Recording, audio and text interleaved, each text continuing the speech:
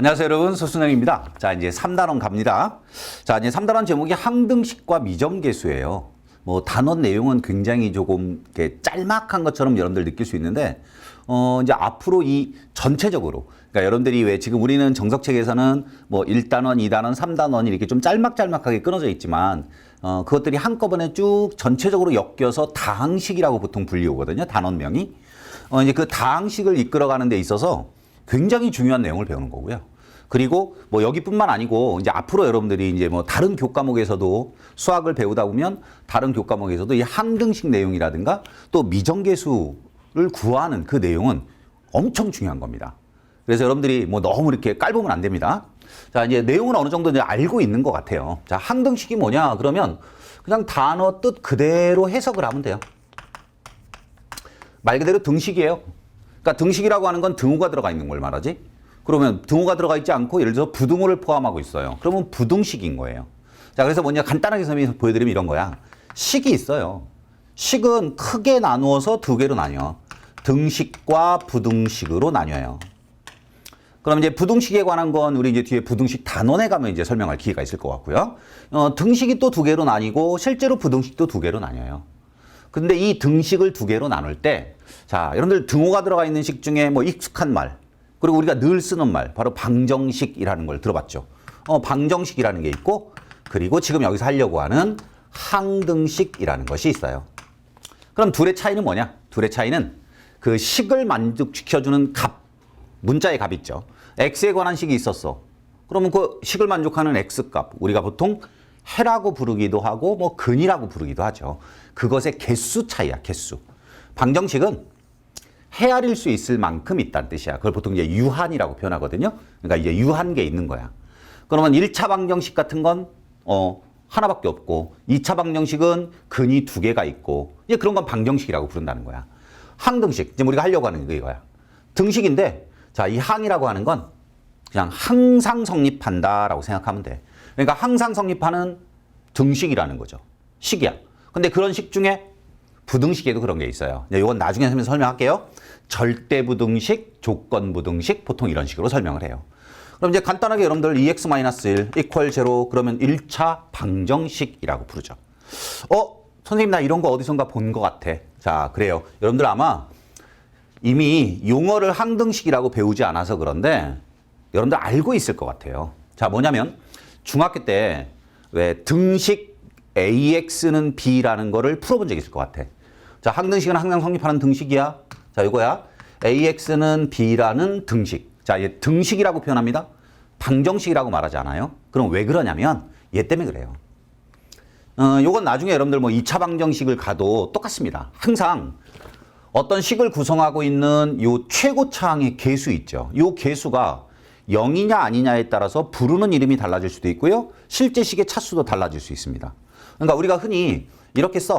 AX제곱 더하기 BX 더하기 C 그러면 2차식이라고 보통 표현하죠. 그리고 만약에 내가 equal 0이라고 썼어요, 선생님이. 그럼 이거 여러분들 2차 방정식이라고 부를 수 있을까? 이게 정말로 2차 방정식이 아닌지는 모른다는 거예요. 왜? 얘 때문에. 이 값이 0일 수도 있거든요. 네. 그래서 AX equal B라고 하는 걸 1차 방정식이라고 부르지 않고 그냥 등식이라고 부르고요. 자, 이걸 여러분들 어떻게 풀었나 한번 잘 기억해 봐요.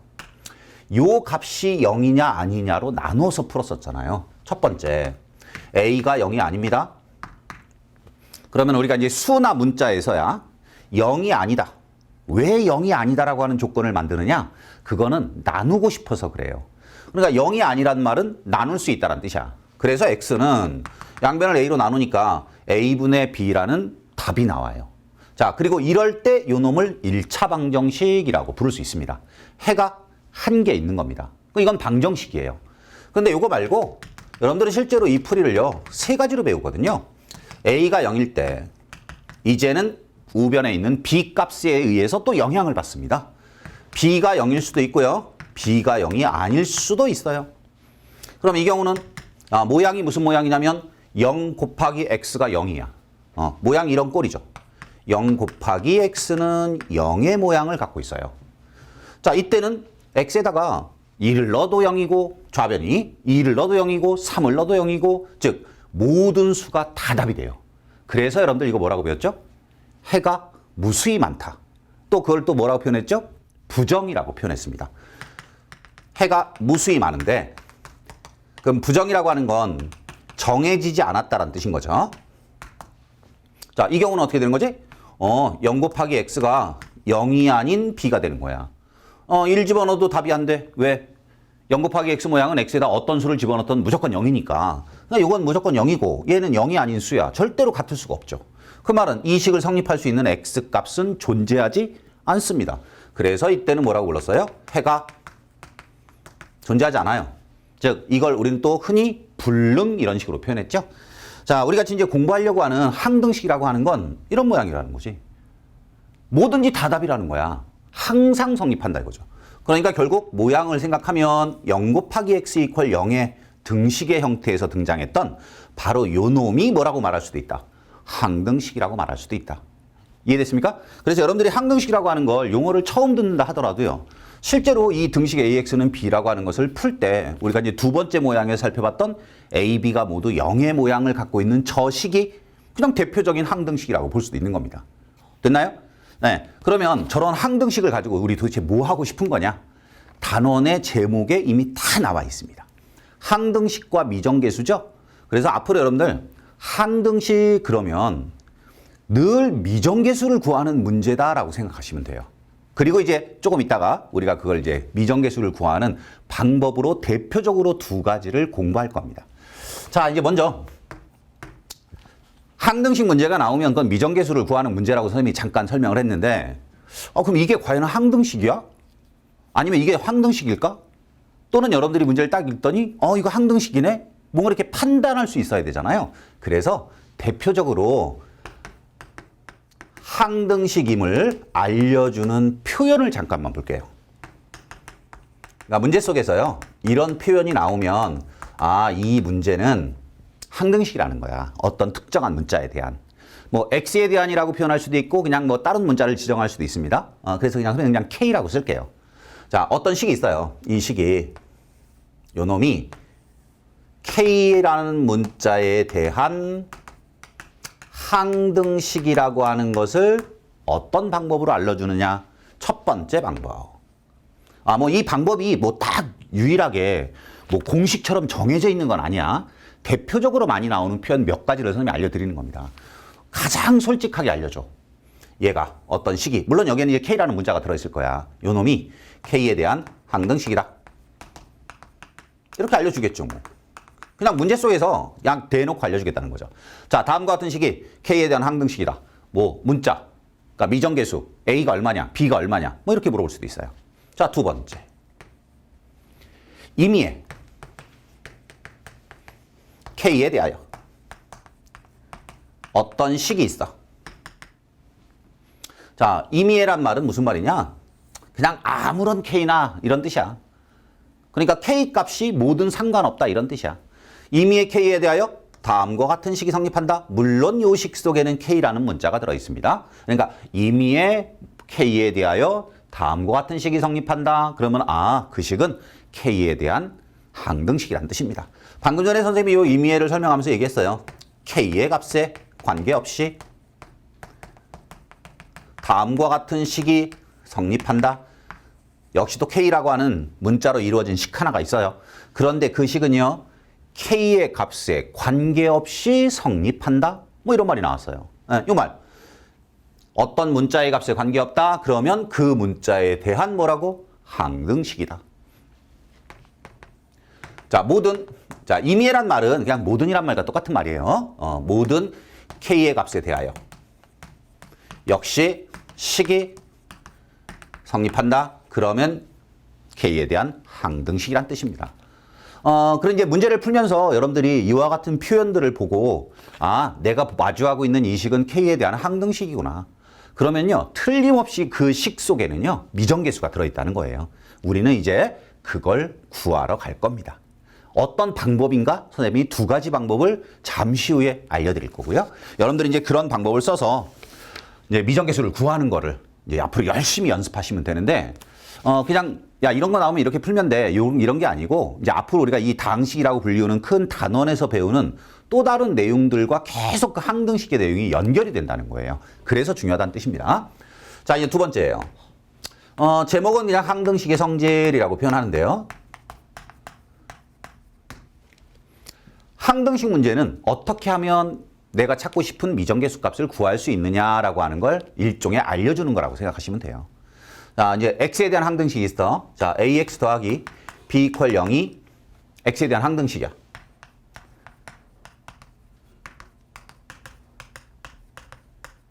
여기 항등식이라면 바로 이런 거야. 이 a값, 요 b값, 요게 바로 뭐냐면 미정계수라 이거예요. 그러니까 미정계수는 계수는 계수인데 아직 정해지지 않았다는 거지. 일종의 계수가 미지수로 표현되고 있어. 알려주지 않은 문자로 설명되고 있지? 그러면 그거를 우리 미정계수라고 부른다 이거예요. 그러면 요 ax 더하기 b 이퀄 0이라고 하는 식이 x에 대한 항등식이라고 하는 표현이 있을 때와 없을 때는 엄청난 차이가 있는 거예요. 자, 얘처럼 x에 대한 항등식이라는 표현이 있어요. 그럼 어떡하느냐? 내가 x에다가 아무 수나 대입해도 된다는 거 아니야? 모든 x값에 대해서 성립한다는 뜻이니까. 그러니까 그냥 간단하게 선생님이 0 집어넣어 볼게요. x에다 0 넣었다고 생각해요. 그럼 b가 0 나오죠. 자, 그럼 b가 0 나온 거 x에다가 또 1 집어넣어 보세요. 그러면 a가 0이라고 나오기도 하죠. 자, 그래서 여러분들이 기억할 건 이거예요. ax 더하기 b 이퀄 0이 x에 대한 항등식이다. 그러면 바로 a 값과 b 값이 모두 다 0이란 뜻입니다. 자, 이거를 그냥 이제 어떻게 이해하시면 제일 쉬우냐면 k라는 문자에 대한 항등식이야. 자, 어떤 식이 있어? 자, 이 식이 x에 대한 항등식이든 k에 대한 항등식이든 상관없다라고 했으니까 이 식이 k에 대한 항등식이라고 보면 항등식의 바로 이 성질이라는 건 이 뜻이라는 거죠. 이 식을요, 정리하는데 요 k라는 문자가 있는 항과 없는 항으로 갈라요. 그래서 이렇게 갈라놔요. 이건 k가 있는 거야. 곱하기 k. 그 다음에 플러스 k가 없는 거야. 이퀄 0의 꼴로 써놔. 그러면 k가 곱해져 있는 놈이나 k가 없는 놈이나 둘 다 뭐가 돼야 된다는 뜻이야. 0이 되게끔 만들면 된다 이 뜻이에요. 자, 이게 항등식을 푸는 기본 요령이에요. k라는 문자에 대한 항등식은 어떻게 한다? k가 있는 항과 k가 없는 항으로 나눠놔요. 그리고 각각의 계수 모양. k에 곱해진 거, k가 없는 거 각각이 0이 되도록 만들어주면 이 속에 들어가 있는 미정계수 값을 기본적으로 구해낼 수 있다 이겁니다. 됐죠? 자, 그러면 여러분들 이제 49쪽 맨 아래쪽에 한번 잠깐 보면요. 항등식의 성질이라고 해서 이제 몇 가지의 마치 공식처럼 생긴 모양이 등장합니다. 근데 그 중에 첫 번째 게 가장 기본인 거야. ax 더하기 b 이퀄 0이 x에 대한 항등식이다. 그렇다면 x가 곱해진 a와 x가 없는 b가 모두 동시에 뭐가 되면 된다? 0이 되면 된다. 그러면 두 번째 건 뭐냐? 두 번째 거는 좌변과 우변에 각각 x에 대한 마치 1차식의 모양을 준 것뿐입니다. 선생님이 이제 그 번호를 그대로 붙여볼게요. 두 번째는요. 우리 책에 있는 건 3번으로 설명할 거야. ax 더하기 b, a 프라임 x 더하기 b 프라임. 요 놈이 x에 대한 항등식이에요.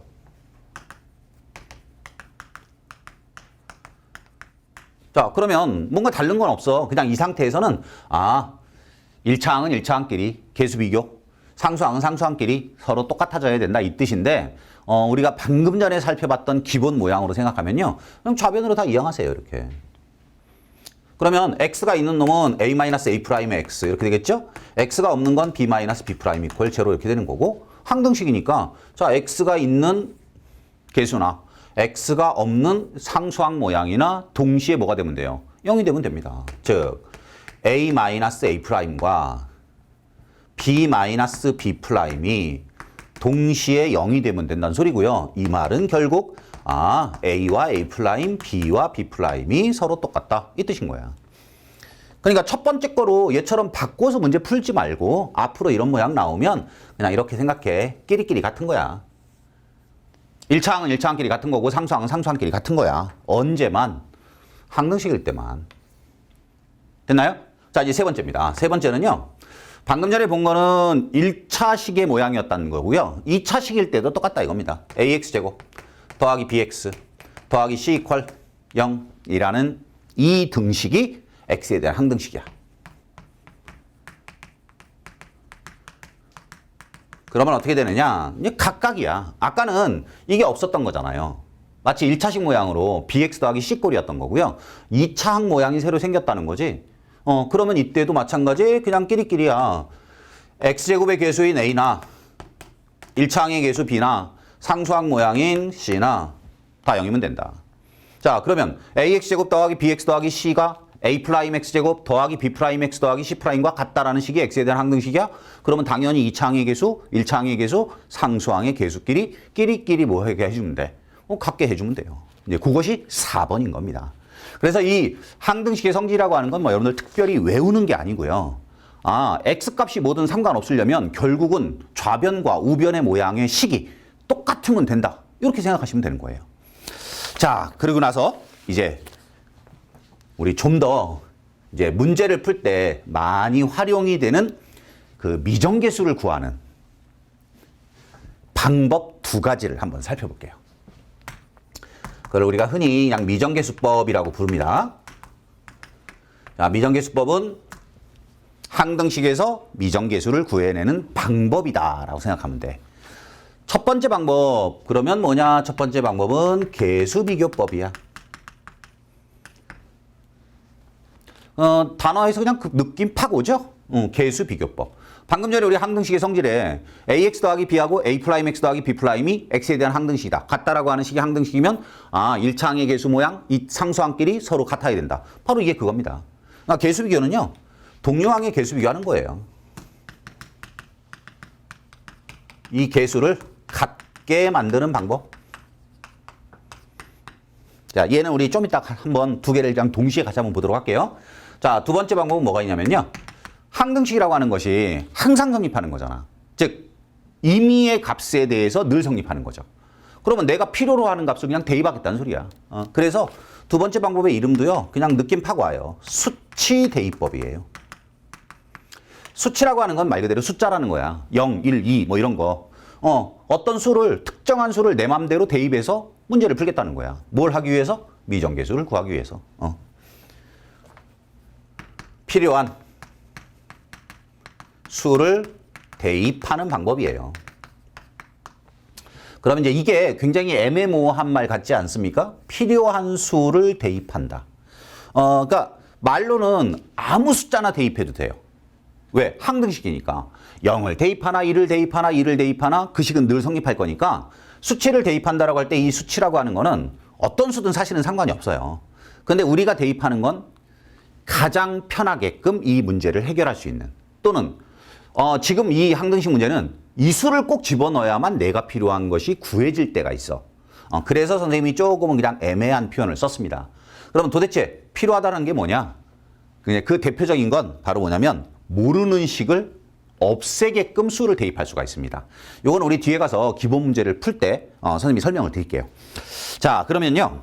이 수치대입과 계수비교법이라고 하는 걸 우리 50쪽에 나와 있는 보기 3번 그리고 물론 이제 뒤쪽에 기본 문제들이 계속 요 연습을 하는 거거든요. 네. 우선 보기 3번을 보면서 간단하게 저 계수비교법과 수치대입법이라고 하는 방법에 대해서 한번 간단히 한번 먼저 볼게요.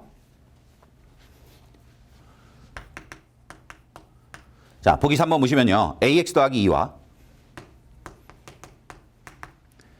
2배의 x-b가 x에 대한 항등식이 되도록 이라고 했습니다. 자, 이제 뒤에 표현은 생략할게요. 자, 뭐라고요? 이게 뭐라고? 항등식이래요. x라는 문자에 대한 항등식이래요. 자, 첫 번째 방법입니다. a값과 b값이 미정계수인 거예요. 저거 두 개 구하라고요. 첫 번째, 계수비교법이에요. 계수비교법은 동류항의 계수를 비교하는 방법이라고 했으니까 우변에 있는 식 있잖아요. 저놈을 전개합시다. 그러면 ax 더하기 2는 2x-2b 이렇게 된 식이 나오는데 이 놈이 항등식이라 이 소리예요. 그러니까 1차항은 1차항끼리 똑같아야 돼요. 상수항은 상수항끼리 같아야 돼요. 그래서 계수 비교하는 거예요. a는 2, 2는 -2b가 되면서 b값은 -1 이렇게 구해지는 거야. 그럼 미정계수가 구해졌죠. 물론 여러분들이 이제 앞으로 접해야 되는 항등식을 이용한 미정계수 문제가 이렇게 간단하면 얼마나 좋겠습니까? 이렇게 만만하진 않아요. 그렇지만 기본 원리는 지금 봤던 계수비교법을 쓰든가 아니면 수치대입법을 쓰든가. 자, 그럼 두 번째, 수치대입법은 뭘 말하느냐? 내가 필요한 값을 대입하는 건데 지금 요 예에서는 아까 쌤이 그냥 좀 애매한 표현이라고 했던 그 필요한 수라고 하는 것을 금방 보여주기가 조금 그렇습니다. 그건 이제 뒤에 기본 문제를 풀 때 좀 더 확실하게 선생님이 보여드릴게요. 자, 두 번째 수치대입법이에요. 자, 수치대입법은 그냥 수를 집어넣을 거야. 왜? 이 식은 x에 대한 항등식. x값 자리에다가 어떤 수를 대입하든 상관없어. 그래서 첫 번째로 x에다가요 0 대입할게요. 저 x에다가 0을 집어넣어 보면 저 식의 모양이 어떻게 변하겠죠. 그죠? 그럼 그 x에다 0 집어넣었을 땐 결국 1차 항 모양을 없애겠다는 뜻 아니야? 그래서 좌변에서는 2 남네? 우변에서는 마이너스 2b가 남겠지. 그래서 b값은 마이너스 1이라고 구해졌어요. 두 번째, 이제 b값은 구해진 상태니까 이제 식의 모양은 이렇게 변한 겁니다. ax 더하기 2는 x에다 마이너스 1 집어넣은 2배의 x 플러스 1 이렇게 생긴 요 식이 뭐라고? x에 대한 항등식인 거예요. 자, 이번엔 x에다가 1 대입할게요. 그러면 좌변은요? a 플러스 2가 되겠죠. 우변은 4라고 나오니까 그래서 a 값은 2라고 구할 수가 있습니다. 그러면 첫 번째 방법, 두 번째 방법 중에 뭐가 편해요? 뭐 별반 차이 없어 보이죠? 어찌 보면 그냥 개수비교법이 좌변과 우변을 쭉 전개만 해놓고 나서 동류항을 비교하니까 훨씬 더 쉬워 보이긴 하지만 문제를 풀 때는요. 개수비교보다는 그냥 이게 훨씬 더 중요한 것 같아요. 앞으로 여러분들이 접하게 되는 문제들은 거의 대부분 이 방법을 써야 됩니다. 그 이유가 있어요. 네, 역시 기본 문제에 가면 이제 그 모양이 등장할 겁니다.